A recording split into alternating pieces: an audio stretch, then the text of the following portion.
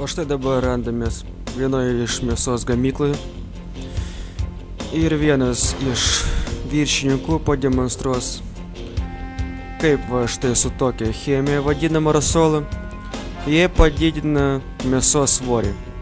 Sako, viskas ir taip aišku. Paimam, špricuojam ir sako, kiek čia injekcijas sako, kiek mums čia sumiluoti.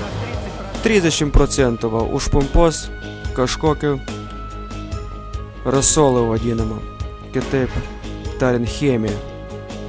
Štai demonstruoja skylės nuo adatų. Ir taip paprastai su milteliais padidinamas mėsos svoris. O štai pats procesas. Užpumpuoja visas mėsas. Ir taip pat ir vištas. O štai dar vieni milteliai. Kariginanas. Kad suprasti, kam jis reikalingas, štai truputį paimam, įberiam į vandenį ir sumaišom. Ir už 15-20 minučių gaunasi elastinė forma. Taigi tas kariginanas reikalingas labai dešroms ir sasiskom, kad jos būtų tokios elastinės.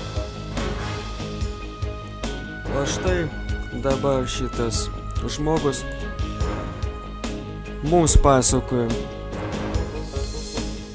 kokius jis čia komponentus deda į dešras. Sako, viskas nekenksminga, viskas naudinga.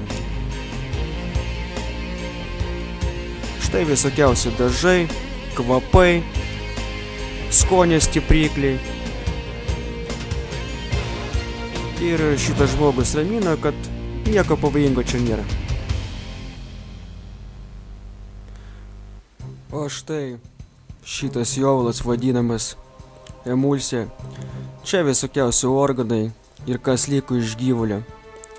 Visą tai išvirdama ir dedama į sasiskas ir šlapenkas vadinamas.